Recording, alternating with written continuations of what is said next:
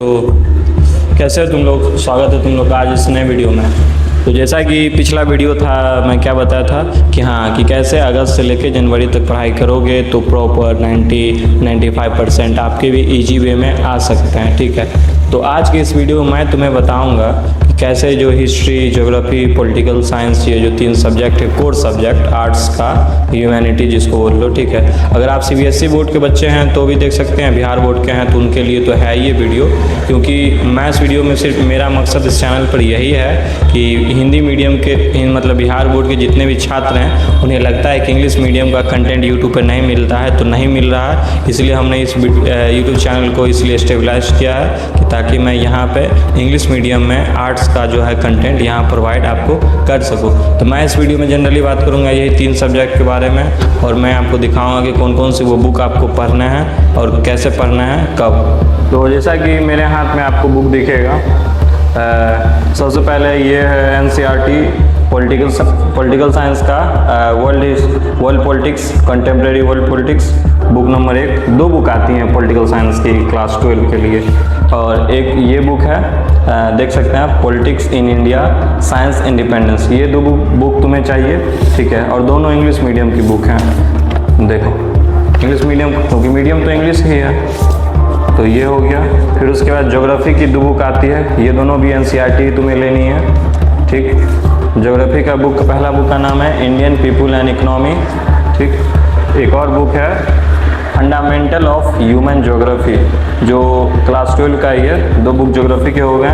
अब आता है हिस्ट्री का। ठीक, और हिस्ट्री का एक बुक है हिस्ट्री पार्ट 1, इसमें इंडियन हिस्ट्री, यानी इस पर जैसे कि इसमें टॉपिक हो गया इंडियन हिस्ट्री। ठीक है, तो ये क्या है, पार्ट 1 है। तो इसमें पार्ट 1 में यानी शुरू होगा ब्रिक, जैसे इसका फर्स्ट चैप्टर है ब्रिक, बीट्स एंड बोन, यानी पहला चैप्टर में इंडस वैली सिविलाइजेशन के ऊपर, यानी सिंधु घाटी सभ्यता के ऊपर। मैं इसका वीडियो भी प्रॉपर बनाऊंगा चैप्टर पर। तो फर्स्ट बुक ये हो गया इंडियन हिस्ट्री।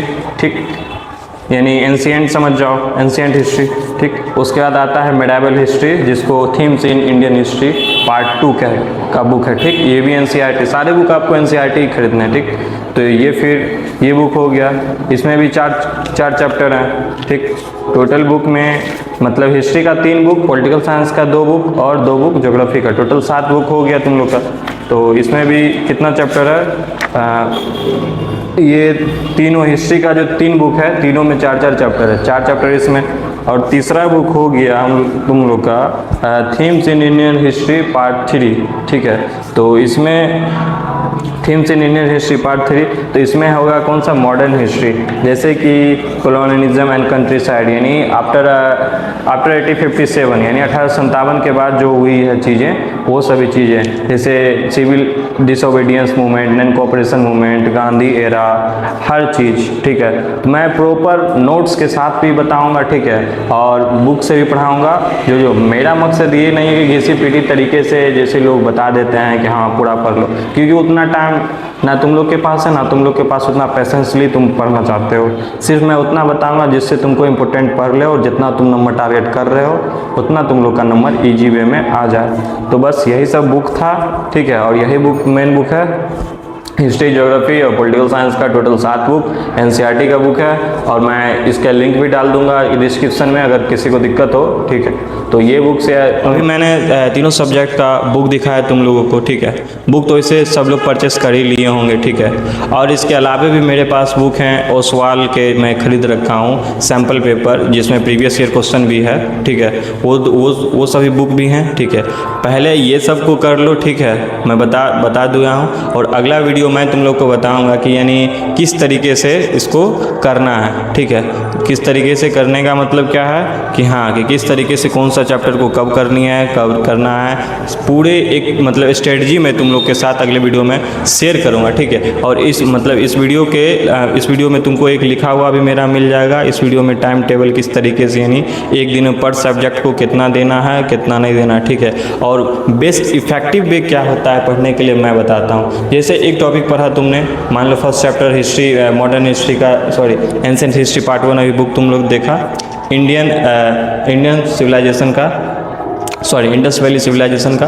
तो उसमें क्या है, मान लो हम कितना पढ़ें, मान लो 8 पेज का चैप्टर है अगर, ठीक है, सपोज डैट जस्ट पढ़ें 2 पेज पढ़ें, ठीक है, उसको कैसे रिकॉल करना है, पढ़ने 2-3 बार पढ़ना है रीडिंग करके उंगली डाल के, उसके बाद फिर उसको रिकॉल करना है कि हाँ इसमें हम क्या पढ़ें, ठीक, रिकॉल कर लो। अगर तुम्हारे पास अगर पैड है और फिर एक आता है ना आजकल डिजिटल नोट पैड टाइप में, उस पर लिखो, समझ में आ गया, ठीक। उसके बाद उसी वही में क्वेश्चन रहता है, ठीक है, डू यू नो, उस क्वेश्चन करो, अगर वो भी हो रहे हैं उसका क्वेश्चन आंसर कर लो, ईजी वे है, यानी पढ़ो, रिकॉल करो, फिर क्वेश्चन आंसर करो, फिर उसके अलावा बोर्ड से क्वेश्चन आंसर करो। इसी तरीके से सब सब्जेक्ट को देना है। उसके बाद अभी तुम लोग के मन में ये आ रहा होगा कि हिंदी कहाँ गया और इंग्लिश कहाँ गया, जो लैंग्वेज पेपर है, तो मैं उन दोनों सब्जेक्ट के लिए भी एक प्रॉपर वीडियो में उसके लिए भी लेके आऊँगा, ठीक है, इसके बाद ही शायद हो सकता है, लेकिन इस वीडियो के तुमको अभी मैं चलिए अब बताता हूँ कि कैसे कौन सा सब्जेक्ट कितना देर पढ़ना है। तो पहले अगस्त सितंबर की बात करते हैं। तो अगस्त से सितंबर में पहले क्या करना है, कंप्लीट एनसीईआरटी, ठीक है।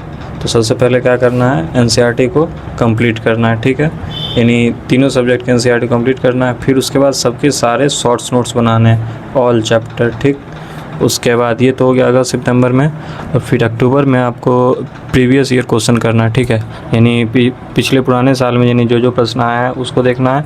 फिर अक्टूबर में क्या करना है, आंसर राइटिंग प्रैक्टिस करना है, ठीक है, यानी बड़ा बड़ा जो आंसर लिखाता है, लॉन्ग क्वेश्चन, शॉर्ट क्वेश्चन, ये सब को तुमको फिर क्या करना है, ये सब का आंसर प्रैक्टिस करना है, ठीक। फिर उसके बाद नवंबर के समय क्या करना है, चैप्टर वाइज टेस्ट लगाना है, ठीक है, जैसे कि हिस्ट्री हो गया, हिस्ट्री में 3 बुक, तीनों का 4 चैप्टर, ठीक है, यानी 12 चैप्टर, तो 12 चैप्टर यानी 12 टेस्ट, ठीक है, चैप्टर वाइज टेस्ट लगाना है। फिर उसके बाद नवंबर में ही क्या करना है, वीक चैप्टर, मान लो तुम्हारा कोई हिस्ट्री का चैप्टर या कोई ज्योग्राफी का वीक चैप्टर है जो तुमको कुछ समझ नहीं आया, फिर इस चैप्टर का क्या करो, फिर इस चैप्टर को फिर से रिवाइज करो, फिर से पढ़ो। फिर दिसंबर की बात करते हैं। तो दिसंबर में क्या करना है, 5 से 10 फुल मॉडल पेपर पहले बनाना है। फिर उसके बाद टाइम बाउंडिंग करना है, टाइम से मैनेजमेंट करना है, यानी एग्ज़ाम में जैसे 2 घंटा 15 मिनट जैसे रहा या फिर जितना समय रहता है उसके अनुसार तुमको इतना देर में सारा ऑब्जेक्टिव और सब्जेक्टिव बना लेना है, ठीक है। और बिहार बोर्ड में तो आधा ऑब्जेक्टिव रहता है और आधा सब्जेक्टिव रहता है, ठीक। उसके बाद फिर जनवरी की बात करते हैं। तो जनवरी में फिर डेली रिवीजन करना है, और जनवरी में क्या नहीं करना है, नए चैप्टर नहीं पढ़ना है, ठीक, ये हो गया। फिर संडे को तुमको क्या करना है, संडे 3 घंटे टेस्ट देने हैं सारे सब्जेक्ट के, ठीक। और ये जो मैं बता रहा हूँ एक सब्जेक्ट को पढ़ने का तरीका, सबसे मेन पॉइंट यहाँ ये है, ठीक। देखिए पर सब्जेक्ट कैसे पढ़ना है, एक subject is equal to 70 minute, ठीक, यानी एक सब्जेक्ट को कितना देना है, 70 मिनट। 20 मिनट पहले क्या करना है, तेज़ पढ़ना है पूरे उस चैप्टर को। फिर 25 मिनट क्या करना है, जो इम्पोर्टेंट जैसे कि डेट हो गया, मान लो 1789 क्या फ्रेंच रेवोल्यूशन। फिर उसके बाद कोई नाम हो गया, जैसे कि उस समय का 1789 का कौन थे, लुइस 16, ठीक, ये सब नाम हो गया, इंपॉर्टेंट डेट, टाइम और पर्सनैलिटी, ठीक है। फिर उसके बाद एनसीईआरटी का जो क्वेश्चन होता है चैप्टर ख़त्म होने के बाद 15 मिनट फिर उस क्वेश्चन को देखना, ठीक। अब ये तीनों करने के बाद लास्ट में 10 मिनट का रिकॉल करना है बुक को बंद करके।